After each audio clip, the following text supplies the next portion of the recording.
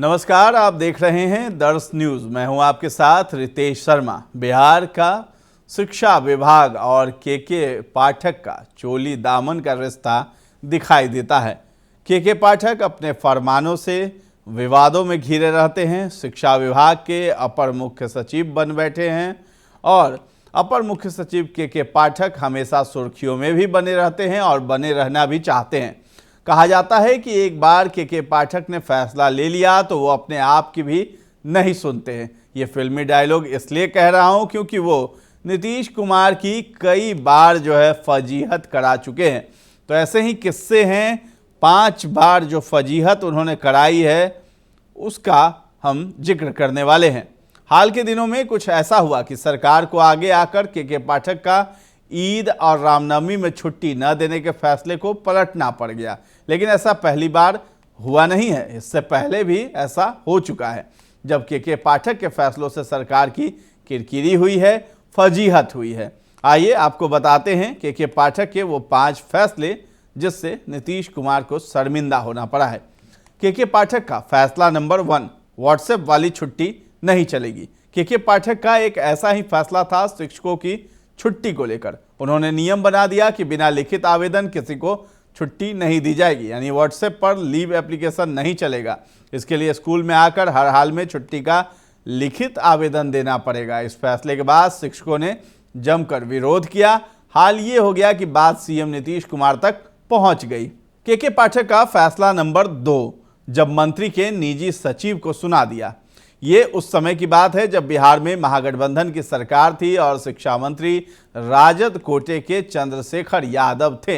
इसी बीच मंत्री चंद्रशेखर के आप्त सचिव ने शिक्षा विभाग के नाम एक चिट्ठी लिख दी। ये चिट्ठी एक पीत पत्र थी। इसके बाद के पाठक गर्म हो गए और उन्होंने तत्कालीन शिक्षा मंत्री चंद्रशेखर के आप्त सचिव ने उनके डॉक्टर की उपाधि का ही सबूत मांग लिया। के पाठक का फैसला नंबर 3, जब राजभवन से ही ले ली टक्कर। ये के पाठक का तीसरा ऐसा फैसला था जिसके बाद राजभवन और शिक्षा विभाग के बीच ही तनातनी हो गई। दरअसल के पाठक ने राज्य के विश्वविद्यालयों के कुलपतियों की बैठक बुला ली।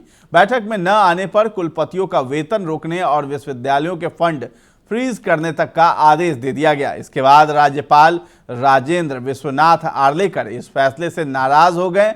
इसके बाद इस फैसले के एक हिस्से को बिहार शिक्षा विभाग को वापस लेना पड़ा और अभी तत्काल में के पाठक काफ़ी ज़्यादा गर्म हो चुके हैं राज्यपाल पर। और राज्यपाल के पीएस हैं, यानी प्रिंसिपल सेक्रेटरी हैं, उनको एक पत्र लिखा है।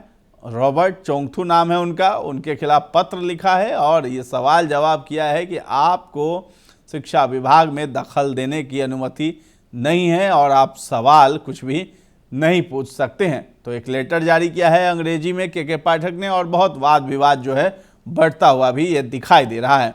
फैसला नंबर 4, जब के पाठक और पटना डीएम आ गए आमने सामने। बिहार में 2023-24 की सर्दी के महीने में पटना के तत्कालीन डीएम चंद्रशेखर सिंह ने धारा 144 का इस्तेमाल करते हुए स्कूलों को बंद करने का आदेश दिया। इसके बाद के पाठक चंद्रशेखर सिंह से ही भिड़ गए। उन्होंने पटना डीएम को एक जवाबी चिट्ठी लिखी और धारा 144 के प्रयोग पर आपत्ति उठा दी। लेकिन पटना के तत्कालीन डीएम चंद्रशेखर सिंह झुके नहीं और अपने आदेश पर कायम रहे। अंत में किसी तरह मामले का पट्टाक्षेप हुआ और चंद्रशेखर सिंह की तबादला भी उनका कर दिया गया।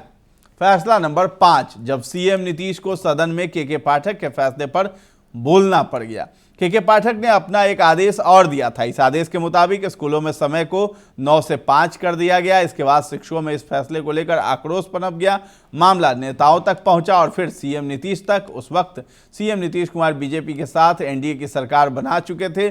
जब सदन में पूर्व शिक्षा मंत्री चंद्रशेखर और राजद के सदस्यों ने के पाठक के विरोध में सवाल उठाए तो सीएम नीतीश ने विधानसभा में ही के पाठक के फैसले को पलट स्कूलों का समय 10 से 4 कर दिया। बावजूद इसके के पाठक इस फैसले को नहीं मान रहे और वो विद्यालय में 9 से 5 ही शिक्षकों को बुला रहे थे। फिलहाल अभी गर्मी को लेकर के स्कूलों की टाइमिंग बदल दी गई है। भले ही बच्चे नहीं आएंगे लेकिन दक्ष क्लास चलेंगे जिसमें कि 8 से 10 बजे तक बच्चे उपस्थित रहेंगे, साथ ही शिक्षक को भी आना अनिवार्य है। तो ये के पाठक के 5 फैसले थे जिससे नीतीश सरकार की बहुत ज़्यादा फजीहत हो रही है। पूरे बिहार में बिहार ही नहीं बल्कि पूरे देश में बिहार की शिक्षा व्यवस्था और शिक्षा विभाग को लेकर बहुत ही चर्चा बना हुआ है। और ये आईएएस के पाठक हैं जो कि शिक्षा विभाग में अपर मुख्य सचिव हैं, फरमानों के लिए जाने जाते हैं और नेशनल जो खबरें हैं उसकी सुर्खियां बनना इन्हें काफ़ी ज़्यादा पसंद है। फिलहाल आप इस वीडियो पर क्या कहना चाहते हैं, क्या कुछ आप सोच रखते हैं ऐसे आईएएस अफसर पर, ये सब हमें कमेंट सेक्शन में जा करके ज़रूर बताएं और हमारे चैनल को अब तक सब्सक्राइब नहीं किया है तो कर लीजिए। धन्यवाद।